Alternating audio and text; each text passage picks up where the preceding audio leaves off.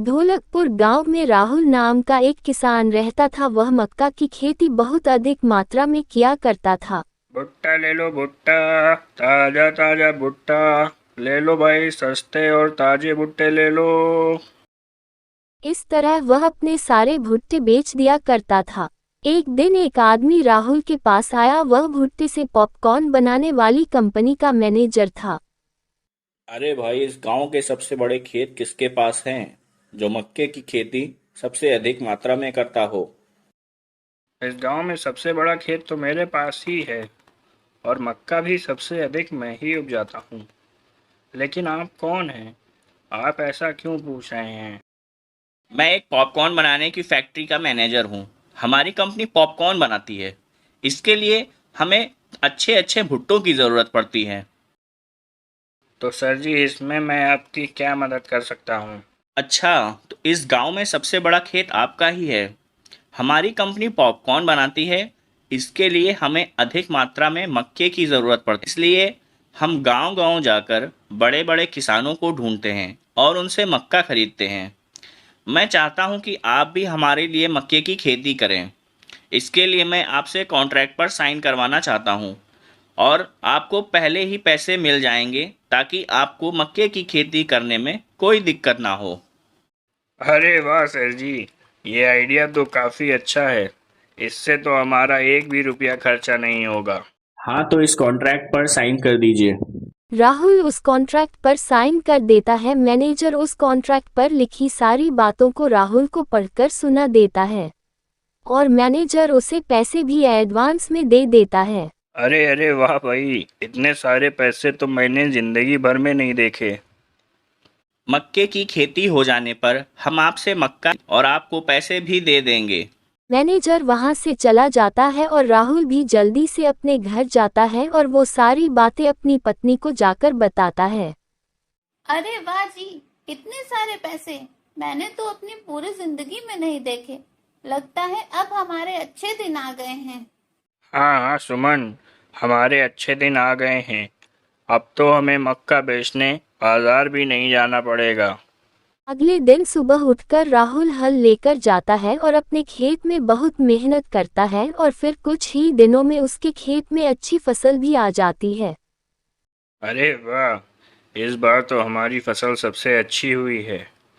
अब तो मैं जल्दी से इसे तोड़कर घर ले जाता हूँ। फिर राहुल अपनी सारी फसल लेकर अपने घर आ जाता है और अगले दिन राहुल मैनेजर का इंतजार करने लगता है। काफी समय बीतने के बाद वहां पर राहुल की पत्नी सुमन आ जाती है।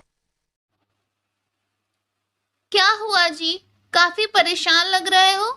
अरे सुमन, आज वह मैनेजर आने वाला था, लेकिन अभी तक वो आया ही नहीं। इतना कहते ही मैनेजर एक बड़ी सी गाड़ी लेकर आता है। हाँ, तो राहुल भाई, इस बार खेती कैसी हुई है? हाँ सर जी, इस बार खेती तो बहुत अच्छी हुई है, और मक्के का साइज भी बड़ा बड़ा हुआ है। हाँ, यह तो अच्छी बात है। तो बताओ, बोरियां कहाँ रखी हैं?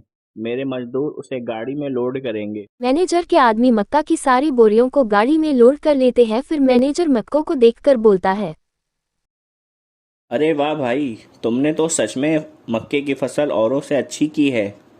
मैनेजर साहब, आपसे एक बात पूछनी थी। हाँ हाँ, पूछो। आप एक बार में कितनी मक्के की बोरी खरीदते हो? आप जितनी भी मक्के की खेती करो, वह सब मैं खरीद लूँगा, लेकिन मक्का ताज़ा और बड़ा होना चाहिए। ये कहकर मैनेजर राहुल को पैसे देकर वहां से चला जाता है। इधर राहुल के मन में लालच की भावना अधिक हो जाती है। शाम होते ही राहुल बाजार से अधिक मक्का उपजाने वाली दवाई ले आता है। अरे ये क्या लाए हो? अरे भाग्यवान, यह एक जादुई दवाई है, जिसके छिड़कने से जल्दी मक्के की फसल तैयार हो जाएगी। देखो जी, ज्यादा लालच मत करो, नहीं तो कहीं लेने के देने न पड़ जाएं।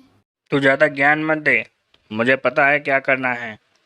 मैंने तो गलती कर दी तुझे बता के, और रही बात मैनेजर की, तो उसे तो पता ही नहीं चलेगा।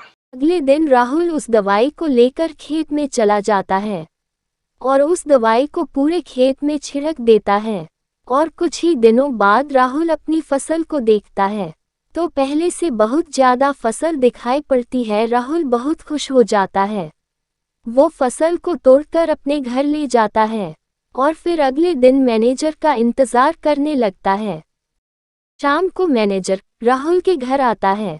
अरे वाह भाई, लगता है पिछली बार से अधिक भुट्टे की फसल हुई है। ये कहकर मैनेजर राहुल को पैसे देकर वहां से चला जाता है। अगले दिन शाम में मैनेजर गुस्से में राहुल के घर आता।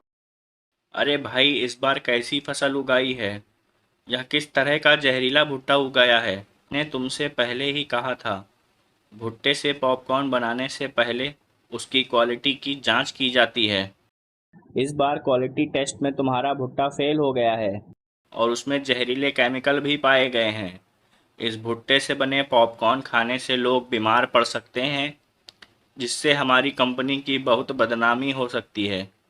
इसलिए कंपनी ने तुमसे भुट्टा खरीदने से मना कर दिया है। मैंने जो तुम्हें पैसे दिए हैं वह वापस करो। अरे मैनेजर साहब, आप ये क्या कह रहे हो? मैं आपको पैसे कैसे दूंगा?